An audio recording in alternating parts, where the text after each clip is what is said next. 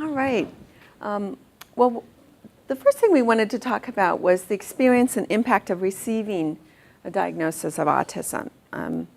Chris, you were the most recent one, I think. Do you want to talk about what that was like for you?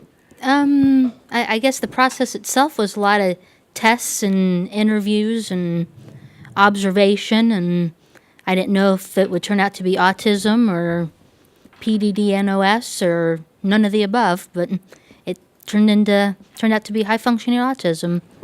And I guess that's why it took them so long, because I appear normal, whatever normal is.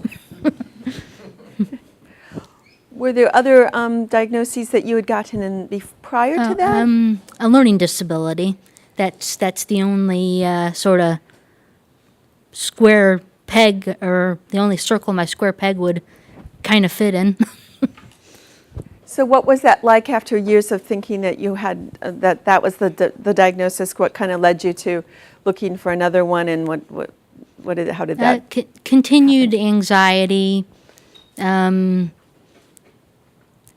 It often seemed like I wasn't even all that learning disabled, you know. I just, it didn't seem to fit, but nothing else seemed right till I started learning little bits and pieces about Asperger's. And it's like, oh yeah, I don't make a lot of eye contact. Maybe I should look into this. Okay. We often hear that it's difficult for adults to get the diagnosis, to find the right people, the places to go. How was that for you? Yeah, it was difficult. I mean, once somebody said, well, yeah, you should get tested, then it was very hard finding a place that would test an adult. Right. You know, everywhere would be, how old's your child? You know, they expect elementary school age, and I was 33. But we finally found somewhere. Should I say where? Sure. Amigo Family Counseling. They did the testing, and I'm in their social groups and therapies, and I do a lot there now with the adults, other adults. Do you think it's been different for you getting that diagnosis as an adult compared to some of the other adults that you talk with who have had the diagnosis since they were children? Well, yeah, I mean, I don't know exactly what they get in earlier therapy, but I know I haven't had it. Okay. Even though I'm high functioning, it's like I've missed stuff somewhere. Okay. Right. Other folks' perspectives about have your children's diagnoses and what that was like? Who's coming first? You wanna go? My son, as I said, was 23 months when he was diagnosed. And when he was diagnosed, it kind of started out, we started to see some signs, some symptoms around 12 months old. And by 14 months, he had actually completely regressed in his eating habits. He was eating all solids and went back to not wanting to eat anything with texture. And that was kind of a really telltale sign for us, in addition to the tippy-toe walking and the flapping and some of the unusual other behaviors that he was experiencing. We set out to get a diagnosis. I went to my pediatrician, and my pediatrician said he was fine, that he was just delayed. He's actually a twin, and his twin sister is typical. And, you know, he's just the delayed twin. He's fine. And I decided to take it upon myself to kind of overstep the doctor and get an opinion, you know, get an actual evaluation and assessment done. And the evaluation and assessment came back showing that it was moderate to severe autism. He was nonverbal, and the day he was diagnosed on a Friday, I remember it very clearly. And by that following Monday, I had him enrolled in a therapy school full-time Monday through Friday, 9 to 3, doing ABA therapy, intensive DTI, discrete training intervention, Monday through Friday. And he was there for 3 years at a therapy school here in town, and went on to transition into our public school last year. And he just finished kindergarten. He's actually functioning at a 2nd grade level and just started speaking. So he's grown leaps and bounds, and I really, really believe in addition to being a mom, Chris and I are consultants and trainers for Embracing Autism, which is a company here in town. And we teach early childhood educators and doctors, dentists, anybody that's associated with children about the importance of early intervention because it can make the biggest difference. Just like you were saying that you feel like something was missing, that's what we're trying to do is really push that. So Great. Chris or Mimi, your experiences? Does everyone know what PDD-NOS is? Okay, if you don't, raise your hand. Again, I'm a teacher, so I'm always, all right, good, because that was, it's a pervasive developmental disorder not otherwise specified. So we actually, I wish I was as, smart as Lori there. When my pediatrician's like, oh, he's a boy. Boys are always slower than girls. I'm like, oh, okay, no big deal. And then we moved from Ohio to Hawaii in 2006. So he was 15 months when we left. And then, it's kind of traumatic, the whole drive across the country, fly across the ocean. So when we got to Hawaii, we found a pediatrician.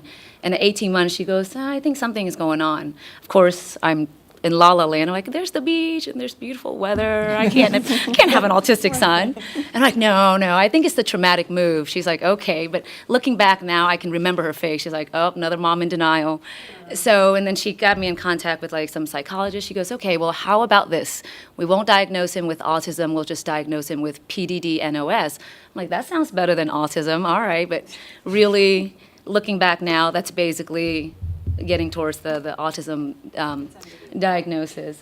It's all under the umbrella, but I felt like, oh, that's a better phrase than autism. So right around 2, she's like, all right, we need to diagnose him so he gets special services. And by that time, we were already in Hawaii for six months. And I've already been adjusted to, okay, it's probably not traumatic move anymore, it's probably that.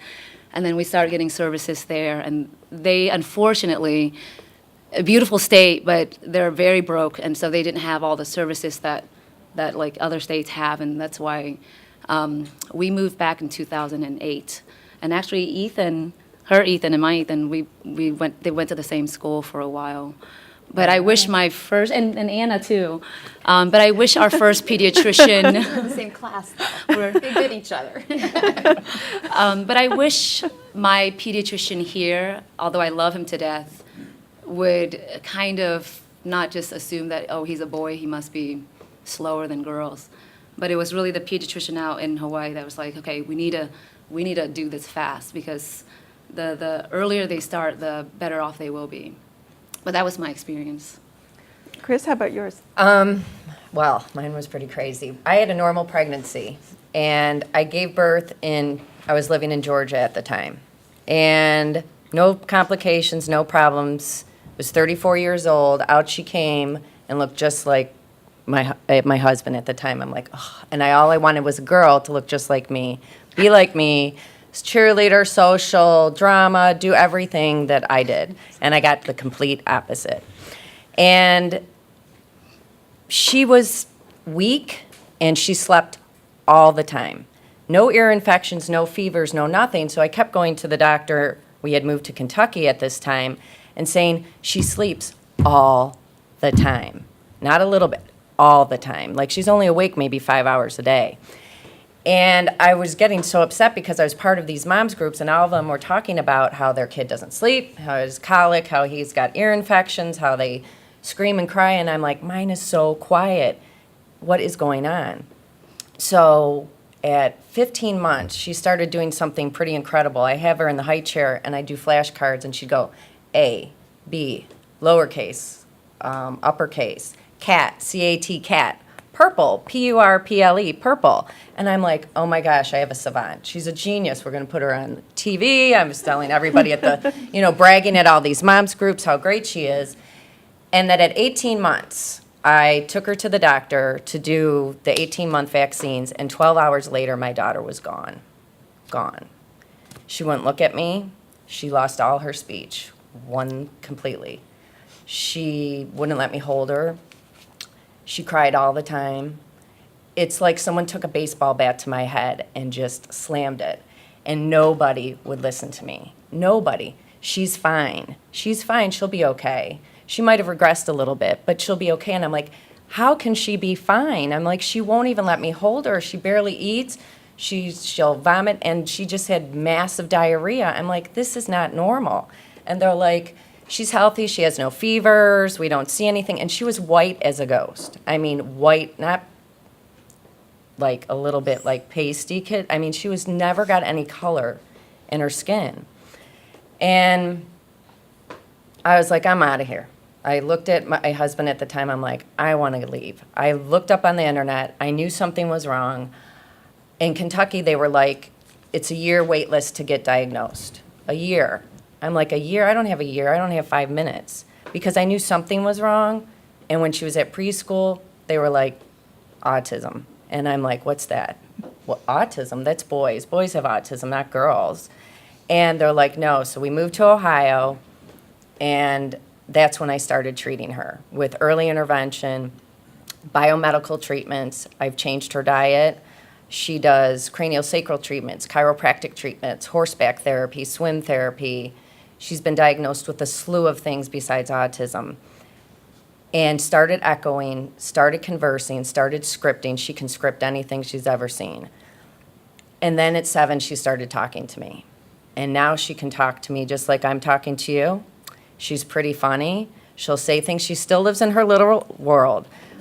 But I asked her today, I go, what do you want me to tell? Because she's like, I don't have that autism anymore, Mom. Make sure everybody knows that.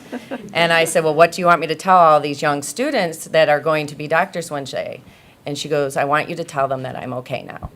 And I was like, oh, okay. All right, well, we're working on it.